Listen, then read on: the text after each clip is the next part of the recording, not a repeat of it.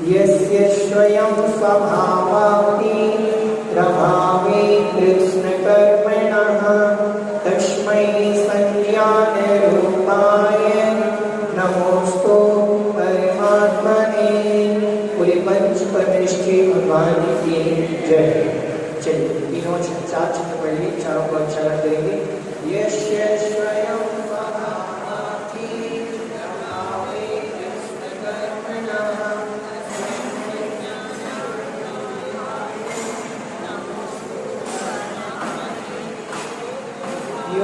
योग्योपादान योगेन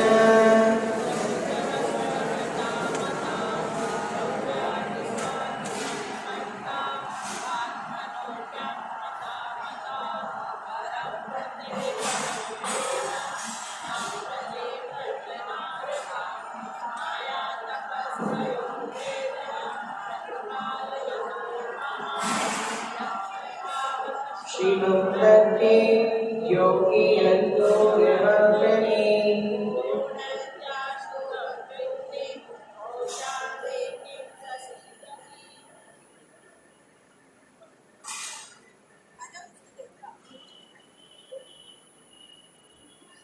चलिए आगे बढ़ते हैं। शिष्य ने प्रश्न करा था कि भगवान जब व्रत आदि से हमें स्वर्ग की प्राप्ति हो रही है तो हम और ज्यादा मेहनत आत्मज्ञान आदि साधना करके मोक्ष को प्राप्त क्यों करें? जब इतने से ही स्वर्ग मिल रहा है आगे मेहनत क्यों करें? इसमें स्वर्ग में भी तो सुख है ना। तो आचार्य महाराज ने उत्तर दिया था। क्या उत्तर दिया था? कि जो परिणाम हमारे लिए मोक्ष को देने वाले हैं, जो भाव हमें मोक्ष दिलाने वाले हैं, उन भावों से स्वर्ग कितने दूर?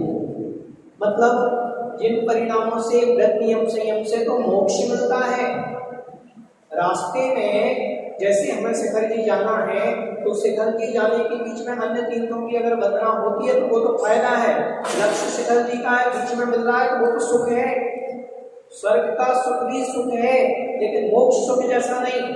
सारे तीर्थ आपको रास्ते में जाओगे, आचार्य श्री तक जाओगे तो रास्ते में तीर्थ मिलेंगे, लेकिन आचार्य श्री के पास जाने से जो आनंद मिलेगा वो बीच में नहीं मिलेगा कहीं। समेत शिखर जी जाने से जो आनंद मिलेगा वो बीच में कहीं नहीं मिलेगा। समझ में आ रहा है? ऐसे ही लक्ष्य तो इन व्रतों से मोक्ष मिलता है, लेकिन रास्ते में अगर स्वर्ग आदि मिल जाती है तो कोई आश्चर्य की बात नहीं है।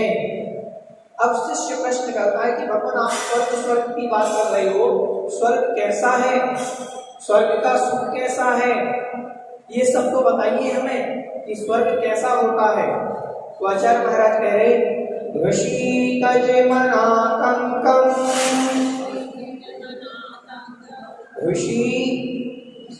ऋषि पढ़ना है इसको, ऋषि। देखो अधः और वी कैसे बनता है, ये दोनों मिलकर के बना ऋषि। ठीक है, तो री और ह और वी मिलकर के तो ये बना री, ह और वी मिला तो री। समझ में आया? तो ऋषि कजमनातंकं, ऋषि कजमनातंकं दीर्घकालोपलालितं,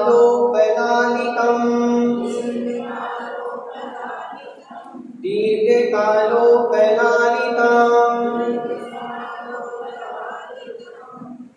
नाकेनाकौकशं सौख्यं, नाकेनाकौकशं सौख्यं, नाकेनाकौकशमिव,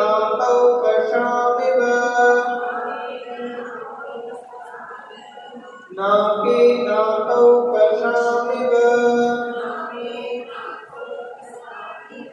ऋषिकजमनातंकं दीर्घकालोपलालितं नाकेनाकौकशं सौख्यं, नाकेनाकौकशमिव। ऋषिकजमनातंकं दीर्घकालोपलालितं नाकेनाकौकशं,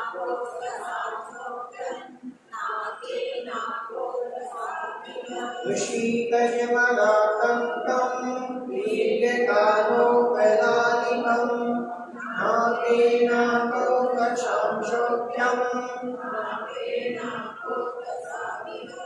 चलिए, आचार्य महाराज से शिष्य ने जैसे ही प्रश्न करा कि स्वर्ग कैसा है, तो आचार्य महाराज कह रहे हैं ऋषिकजम अनाकंतम।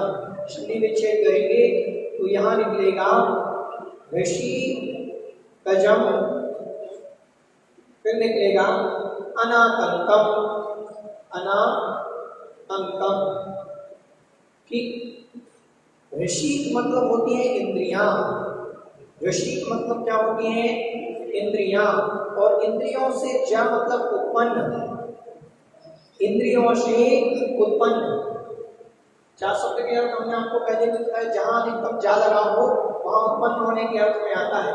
जैसे जल, जल में जा लग जाए तो कमल बन जाता है, जलज, जल में उत्पन्न है ना। पंख मतलब होता है कीचड़, क्या होता है?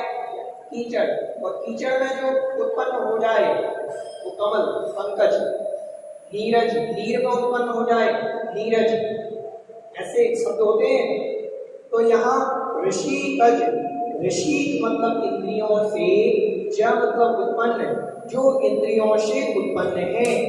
अनातंकम, आतंक मतलब होता है दुख, आतंक मतलब क्या होता है? दुख।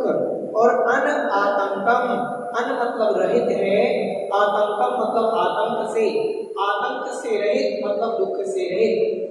स्वर्ग में जो सुख है वो कैसा है? तो कहा इंद्रियों से उत्पन्न है, आत्मिक सुख नहीं है।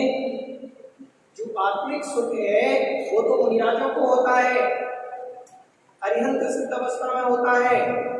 आत्मिक सुख संसार में नहीं है, भौतिक क्रियाओं में नहीं है। स्वर्ग में भी आत्मिक सुख नहीं, इंद्रियों से जो उत्पन्न सुख है वही वहां है। समझ में आया? अनातंकम, आतंक से रहित है। दीर्घ काल उपलालितम, दीर्घ काल लंबे समय तक, दीर्घ मतलब होता है लंबा, तो लंबे काल तक, लंबे समय तक, उपलालितम सेवन के योग्य, दीर्घ काल तक, दीर्घ काल तक, उपलालितम मतलब सेवन के योग्य, लंबे समय तक सेवन के योग्य जो है, जिसे लंबे समय तक सेवन किया जा सकता है। ठीक है, समझ में आया? स्वर्ग का सुख इंद्रियों से उत्पन्न है, दुख से रहित है और लंबे समय तक जिसे भोगा जा सकता है, ऐसा वह सुख है। कैसा है? हमें उदाहरण से समझाओ। जैसे गुलाब जामुन खाते हैं जो सुख हमें होता है, वैसा है क्या? बादाम का हलवा खाते हैं जो सुख होता है, वैसा है क्या? नहीं। कैसा है? नाके, नाके मतलब स्वर्ग में, नाक शब्द जो बोलते ना अपन, नाक शब्द का स्वर्ग भी होता है। नाक शब्द का क्या होता है? स्वर्ग। तो नाके मतलब स्वर्ग में, नाकों कशाम, नाक में रहने वाले मतलब स्वर्ग में रहने वाले, मतलब देवताओं का। स्वर्ग में जो सुख है, नाकों कशाम स्वर्ग के देवताओं का, स्वर्ग में स्वर्ग के देवताओं का सुख कैसा है? तो कहा नाके मतलब स्वर्ग में, नाकों कशाम एव स्वर्ग में रहने वाले देवताओं के समान ही है। समझे एक बार और ध्यान से देखें कि स्वर्ग का जो सुख है वो कैसा है? तो कहा इंद्रियों से उत्पन्न है, आतंक से रहित मतलब दुख से रहित है, दीर्घ काल लंबे समय तक उपलालितम सेवन के योग्य है, लंबे समय तक जिसे भोगा जा सकता है। ठीक है, अब कोई उदाहरण दीजिए हमारे लिए कि किसके जैसा है? अंबानी जैसा है, पाटनी जी जैसा है, कैसा सुख है ये तो बताइए। आचार्य श्री जैसा है, चक्रवर्ती जैसा है, कैसा है स्वर्ग का सुख? तो कहा स्वर्ग में स्वर्ग के देवताओं का जो सुख है वह स्वर्ग में स्वर्ग के देवताओं के समान ही है। स्वर्ग के सुख की उपमा अन्य किसी सुख से नहीं दी जा सकती, इसीलिए उन्होंने स्वर्ग के सुख की उपमा स्वर्ग के ही सुख से दे दी। ध्यान से सुनो, उदाहरण समझना बहुत अच्छे से। आप जैसे आप स्वर्ग के सुख की उपमा सिद्धों के सुख से तो दे नहीं सकते, दे सकते क्या? यहाँ इंद्रिय जन्य सुख है, वहां आत्मिक सुख है। स्वर्ग के सुख की उपमा हम अरिहंत भगवान से, साधुओं से नहीं दे सकते, क्योंकि वो आत्मिक सुख है, ये इंद्रिय जन्य सुख है, तो इतनी तुलना तो नहीं होगी। लेकिन चक्रवर्ती का सुख तो कुछ नहीं है, उससे कई गुना होता है स्वर्ग का सुख। इसलिए आचार्य महाराज ने कहा कि नाके नाकौ कशाम सौख्यम, नाके नाकौ कशाम स्वर्ग का सुख तो, स्वर्ग के देवताओं का सुख तो स्वर्ग के देवताओं के समान है। जैसे आचार्य श्री कैसे हैं, तो आचार्य श्री जैसे, देखो उपमा समझ में आई? आचार्य श्री कैसे हैं? हम कहें आचार्य श्री इन जैसे हैं, मान लीजिए हमने कहा आचार्य श्री चंद्रमा जैसे हैं, तो लोग कहते हैं चंद्रमा तो डूब जाता है, अनुदित हो जाता है, उसका तेज फीका पड़ जाता है, आचार्य श्री का तेज फीका नहीं पड़ता, तो हम चंद्रमा से उपमा नहीं देंगे आचार्य श्री। चलो सूर्य से देते हैं, आचार्य श्री सूर्य जैसे हैं तेजस्वी, तो कहा सूर्य का तेज तो लोगों को दुख पहुंचाता है, लेकिन आचार्य श्री का तेज लोगों को आनंद पहुंचाता है। तो आचार्य श्री का तेज तो सूरज जैसा भी नहीं है, आचार्य श्री का तेज आचार्य श्री जैसा है, आचार्य श्री जैसे हैं। एक मैंने हाइकू लिखा था बहुत पहले कि आप सरीखे, आप स्वयं हो, आप स्वयं हो, आप सरीखा कहाँ? आचार्य श्री के लिए कि आप तो आप जैसे हो, आप जैसा और कहाँ? किसी चीज की उपमा यहाँ पर उन्हीं से लेना, जैसे अपन किसी चीज की उपमा देते हैं सूर्य से चंद्रमा से, ऐसे ही यहाँ का जो स्वर्ग का सुख बतलाया जा रहा है, स्वर्ग का सुख चक्रवर्ती जैसा भी नहीं है, न कह देते चक्रवर्तियों के जैसा, चक्रवर्ती का सुख बहुत कम है, उससे कई गुना सुख होता है। चक्रवर्ती का सुख दीर्घ काल तक नहीं चलता, चक्रवर्ती का सुख लिमिटेड है, संख्यात वर्ष की आयु वाला है, लेकिन इनका सुख असंख्यात वर्ष की आयु वाला है, सागरों की आयु वाला है। तो यहाँ सागरों की आयु मनुष्य की नहीं होती, चक्रवर्ती की सागरों की आयु हो सकती है क्या? नहीं होती, लेकिन देवताओं की सागरों की आयु होती है, इसीलिए कहा कि दीर्घ काल तक उसे भोगा जा सकता है। स्वर्ग तो भोग भूमि में भी होता है, भोग सुख तो भोग भूमि में भी होता है, तो भोग भूमि में जो मनुष्य सुख भोगते हैं उनका भी लिमिटेड होता है, अधिकतम कितने? 1 पूर्व कोटि, 2 पूर्व, 3 पूर्व कोटि, इससे ज्यादा मनुष्य की आयु है नहीं, तो इससे ज्यादा मनुष्य वहां सुख भोग नहीं सकता। लेकिन स्वर्ग का सुख असंख्य को सागरों की आयु में होता है, इसीलिए दीर्घ काल कहा। समझ में आ रहा है? इसीलिए इसकी उपमा चक्रवर्ती के सुख से दी जा सकती है या भोग भूमि के जीवों के सुख से। समझ में आ गया? ऋषिगण इंद्रियों से उत्पन्न है, आत्मिक सुख नहीं होता है, वो जो चाहते हैं, उनकी इंद्रियां चाहती है कि मुझे सर्दी ना लगे, वो सर्दी नहीं लगेगी, गर्मी ना लगे, मुझे प्यास लग रही है तुरंत कंठ से अमृत झर जाएगा, मुझे भूख लग रही है तुरंत कंठ से अमृत झर जाएगा। उनको जो भी इच्छा होती है, इंद्रिय जन्य सारे सुख उनके देवियां होती हैं, तो जिनको जो सुख चाहिए उन देवताओं को इंद्रिय जन्य सारे सुख मिलते हैं।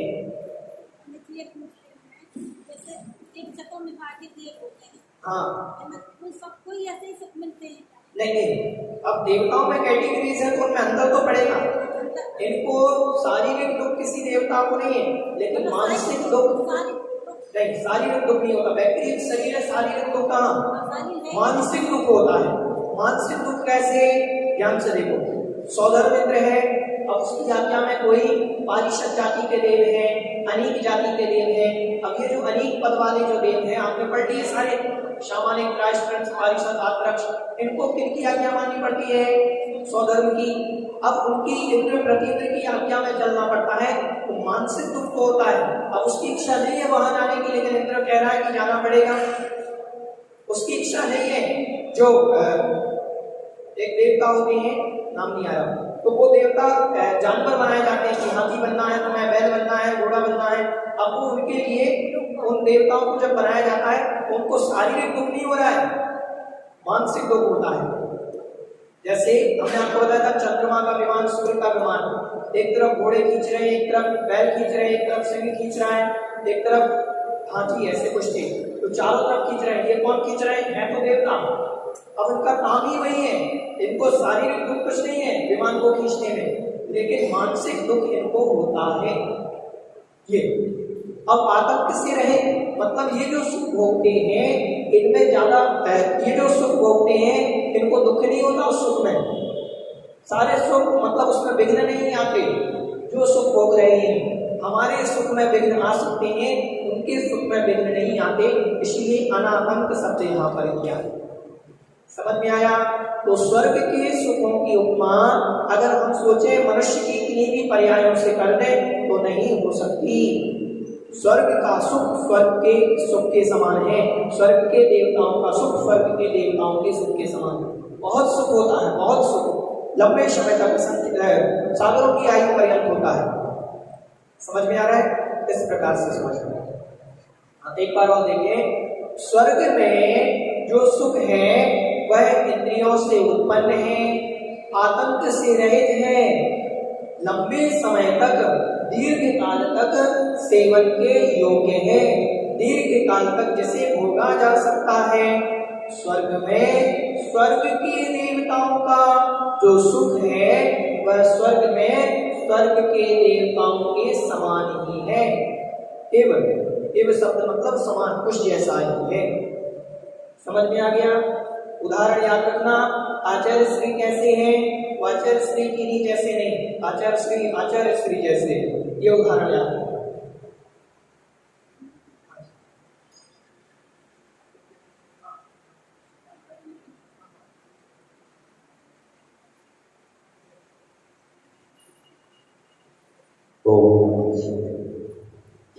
श्री आदिनाथ भगवान की संश्रोमणि परम पूजा आचार्य गुरु विद्यासागर जी महामुनि राज्य के निरापक मन मनीश्वर गंगा सुधा सागर जी महाराज के।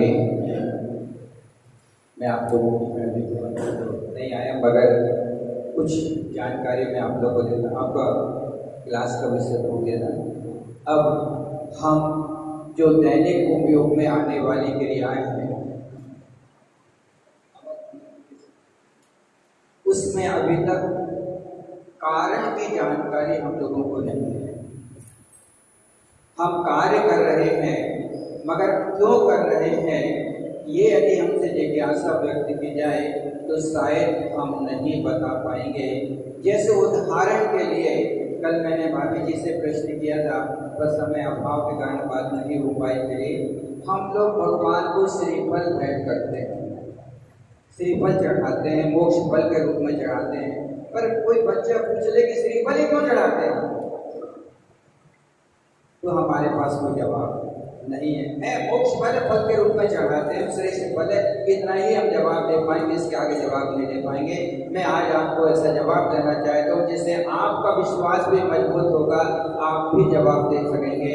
हमने आप सब लोगों ने सुना है भगवान की आत्मा अलग है, शरीर अलग है, ये बड़ा ही सुना है। मगर कभी एकांत में बैठकर अपने आप से प्रश्न करो, या आपका बेटा आपसे प्रश्न करे, पापा ये बताओ कि आत्मा शरीर के अंदर अलग हो कैसे सकती, वो कैसे सकती, समझाइए मुझे आप। तो शायद आपके पास कोई जवाब नहीं होगा। आपको यदि इस प्रश्न का जवाब चाहिए तो हमारे सामने श्रीफल उदाहरण के तौर पर है। जिस समय श्रीफल प्रकृति में आया था तो पानी पानी था, आपका पानी हम सब लोगों ने पिया हुआ है, सेवन किया है, आहार में भी दिया गया हुआ है। जिस प्रकार प्रकृति के रूप में आने वाला श्रीफल पानी के रूप में था, वो पेड़ पे लगा रहा, प्रकृति की तपन बर्दाश्त करता रहा, वैसे वैसे पानी सूखता गया और पौधे का निर्माण होता गया, अर्थात चंचलता समाप्त होती गई, स्थिरता का निर्माण हो गया। और जैसे ही पूर्ण रूपेण तप गया, जिससे पैदा हुआ उसे ही उसने छोड़ दिया। अर्थात हम श्रीफल बजाते हैं तो बज रहा है, ये बता रहा है कि चंचल रूप में जन्म लिया किया, पानी के रूप में इस प्रकृति में आया। भगवान ने प्रथम पुरुषार्थ में जब कभी थे तो जल के रूप में थे, चंचल थे, वो सम्यक रूप में, और तब दबते गए तो वो जल स्थिर होता गया और स्थिरता का वो भी स्वच्छ सफेद। श्रीफल के अंदर कोई विकार नहीं है, कालापन सिर्फ शरीर के ऊपर एक अंश मात्र हुआ करता है। जिस प्रकार इस श्रीफल ने जल के रूप में जन्म लेकर प्रकृति की तपन बर्दाश्त करते हुए स्थिरता को प्राप्त कर अपनी देह का त्याग कर दिया है, ठीक इसी प्रकार से हमारे भगवान ने भी अपनी आत्मा का त्याग कर दिया, अपनी आत्मा से देह का त्याग कर दिया। श्रीफल कैसा है? भगवान आप जैसा है। हम क्यों चढ़ाने आए? आप जैसे बनने की भावनाओं से लेके आए, इसलिए हम श्रीफल चढ़ाते हैं। हम सब लोग परिक्रमा लगाते हैं। परिक्रमा के अभी तक जो कारण आप लोगों को प्राप्त हैं वो सम्यक सम्यक चारित्र रूप में, कहीं जन्म जन्म मृत्यु विनाश के रूप में, कहीं बताया जाता कि भगवान तमोशरण के प्रतीक होते हैं, तमोशरण में भगवान की चारों तरफ मुद्रा होती है, इसलिए हम परिक्रमा लगाते हैं। मगर ये परिक्रमा के हेतु नहीं है। मैं आज आपको परिक्रमा का हेतु बताना चाहता हूँ। मेरी बात समझ में तुम्हारी? तो परिक्रमा का हेतु क्या है? यदि जन्म जन्म मृत्यु का विनाश परिक्रमा से हो तो मोक्ष भी परिक्रमा लगाकर प्राप्त होना चाहिए। सम्यक दर्शन ज्ञान चारित्र की प्राप्ति परिक्रमा हो तो महाराज जी को मुनि बनने की आवश्यकता नहीं, परिक्रमा से निर्वाण प्राप्त होना चाहिए। मगर आज तक ऐसा संभव नहीं हुआ। तो परिक्रमा लगाते क्यों है? कारण क्या है? इसका कारण है आचार्य समर्थ भट्ट स्वामी ने रत्नगढ़ का चार्य में लिखा है, स्वभाव तो सुचित जाना तो नहीं आप लोगों का स्वभाव तो सुटो पाए रत्नात्र पवित्र दे निर्ज गुस्सा गुणों पे दे मता निवसिता मता। स्वभाव से काया पवित्र है, नौ मल द्वार शरीर से निकल रहे हैं। जब इस काया से रत्नात्र का पालन होता तो पूरी की पूरी काया पवित्र हो जाती है।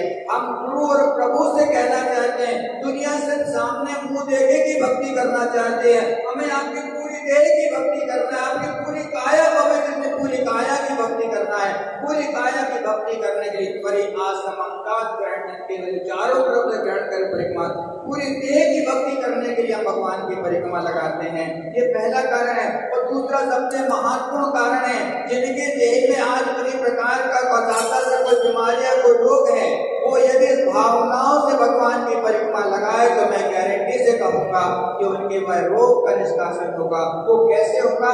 जहाँ भी हमारे गुरु और प्रभु हैं वो तपस्या में लीन है, जहाँ तप है वहाँ तेज है।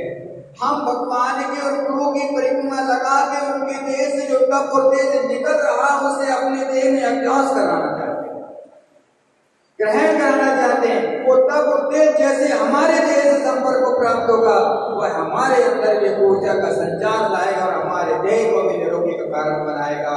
इस भावनाओं से हम परिक्रमा लगाते हैं। और तीसरा मुख्य कारण वो जो छोटा सा कारण है, जब कभी बच्चे थे तो हम एक डंडा पकड़कर घूमते थे, डंडा छोड़ देने के पश्चात भी घूमने के संस्कार हमारे व्यवस्थित रहते थे। हम खड़े होते थे, जो कुछ दिखता था घूमता दिखता था। इसी प्रकार जिनालय के संस्कार अगले 24 घंटे तक हमारे आत्मा में विद्यमान रहे, इसके लिए भी परिक्रमा लगाते हैं। ऐसे ये 3 कारण शायद अभी तक आप लोगों को उपस्थित नहीं हुए होंगे। ये मेरा व्यक्तिगत चिंतन है, मैंने इसके बीच में आप लोगों को थोड़ा सा समय देने का प्रयत्न किया। एक चीज और हमारे सामने है, वह हल्दी।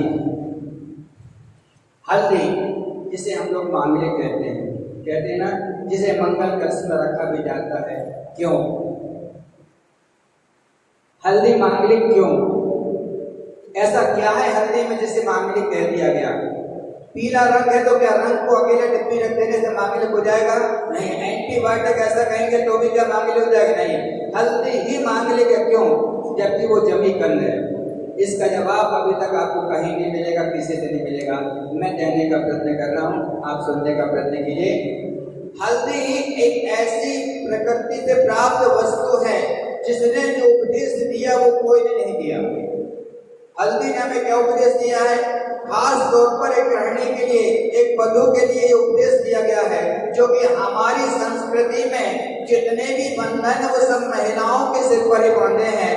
उसका कारण है क्योंकि उनके द्वारा ही इस समाज का निर्माण होना है, इस संस्कृति का निर्माण होना है। हमारी महिला संस्कारित होंगे, संस्कारित समाज को संस्कारित बच्चों को जन्म देंगे और वही संस्कारित बच्चे चाहिए। एक दिगंबर साधु के रूप में भी जन्म ले सकते हैं, एक संस्कार समाज के प्रतिष्ठा के रूप में भी जन्म ले सकते हैं। इसलिए जितने भी बंधन बनाए वो सब महिलाओं के लिए बनाए, जितने भी नियम कानून वो सब महिलाओं के लिए बनाए। ये मत समझ लीजिए कि आज की वर्तमान प्रकृति में कि पुरुषों ने धर्म बनाया है, जितने ग्रंथ लिखे सब पुरुषों ने लिखे, तो पुरुषों ने अपने आप को श्रेष्ठ कह दिया और महिलाओं को दूसरे नंबर का दर्जा दे दिया। आज तक ये मानसिकता है, ये मानसिकता आप अपने दिमाग से निकाल लें। हमारी संस्कृति में भेदभाव नहीं है। हमारे यहाँ लिखने वाले ग्रंथ हमारे दिगंबर साधु वीतरागियों ने लिखा है, जिनकी दृष्टि में किसी के प्रति कोई राग और द्वेष नहीं था। इसलिए आप दिमाग से निकाल लें, समय अभी नहीं है। यदि किसी की जिज्ञासा हो तो मैं आपको ये बता दूंगा, युक्ति संगत बता दूंगा कि विवाह जब पुरुष स्त्री दोनों के ऊपर है तो किसी पुरुष को देखकर नहीं समझा जा सकता कि वो विवाहित या अविवाहित है, मगर किसी महिला को देखकर कहा जा सकता है कि वो विवाहित है या अविवाहित है। ऐसा भेदभाव क्यों है? भेदभाव का संक्षिप्तीकरण यदि आपके सामने रख दो वह यही है कि एक बार एक बहन ने एक साधु के सामने जाकर प्रश्न किया, बोले महाराज जी मेरे अंदर बहुत पीड़ा है, मैं आज आपके सामने रख रही हूँ। बोले क्या है? बोले मुझे इस बात की पीड़ा है कि मैं घर से बाहर निकल नहीं सकती, पूछना पड़ता है, दो लोगों पर जाए कभी स्वतंत्र मैं बाहर घूम नहीं सकती, जबकि हमारा भैया हमसे छोटा है, वो जहाँ जाए वहां घूमता रहेगा, उसके लिए कोई रोक नहीं है। ऐसा क्यों? ऐसा क्यों? मेरे साथी बंधन क्यों? मुझे भी आजादी से घूमना है। जैसे उस बहन ने महाराज से प्रश्न किया, महाराज ने कहा बेटिया एक बात बताना, तुम्हारे पापा जी तुम्हारे लिए हीरे की अंगूठी खरीद के लाएंगे। क्या खरीद के लाएंगे? हीरे की अंगूठी खरीद के लाएंगे। उसे तुम सुरक्षित रूप से कहाँ और कैसे रखोगे? कैसे रखोगे? उसे कुड़िया के अंदर, फिर डब्बी के अंदर, उसे लॉकर में रखोगे कि कहीं भी खुले में छोड़ दोगे? और जो आपके घर में निर्माण कार्य के लिए छड़ आती है लोहे की, वो कहाँ पड़ी रहती है? बाहर पड़ी रहती है। बेटी हीरा है, हीरा होने के कारण उसकी सुरक्षा के लिए आवश्यकता है। और बेटा जो है कहीं भी ना तो झमकाता रहेगा ना तो खुद रहेगा, उसमें कोई बिगड़ने वाला नहीं है। बेटी तू हीरा है और हीरे का संरक्षण करने के लिए उसे पुड़िया की आवश्यकता, बंधन की आवश्यकता है। तुझे बंधन नहीं बनाया है, तेरा सम्मान किया है, तेरा विकास बनाने के लिए कि तू समाज के लिए श्रेष्ठ है। तेरे द्वारा ही समाज का निर्माण होना है, तेरे घरों में आने वाले बच्चों का संस्कार ही तेरे माध्यम से बढ़ना है। इसलिए तेरे लिए बंधन नहीं है, तेरा महत्वपूर्ण है। प्रधानमंत्री राष्ट्रपति कभी अकेले नहीं घूम सकते, क्योंकि उनके द्वारा पूरी राष्ट्र का संरक्षण है, राष्ट्र की व्यवस्था है। जैसे राष्ट्रपति के लिए बंधन है, वो बंधन है नहीं, उनकी सुरक्षा का साधन है। इसी प्रकार से हल्दी जो है वो मांगलिक क्यों है? क्योंकि हल्दी रंग कच्चा होता है, इसलिए हल्दी से मुझे बता देना भाई ना, क्योंकि मेरे पास बातें बहुत सारी हैं, मगर जितना समय कम में आपको जो मिल सकता है वो लेने का प्रयत्न करूंगा। हल्दी का रंग कच्चा है, इसलिए आज तक हल्दी से किसी प्रकार के कपड़े को नहीं रंगा गया। मगर ध्यान रखना, जिस समय हमारे यहाँ व्यवहार होता, मांगलिक कार्य होते हैं, हल्दी एक दूसरे पे लगाई जाती है, वो हल्दी कपड़े पे भी लग जाती है। पर क्या आज तक कोई भी हल्दी वासन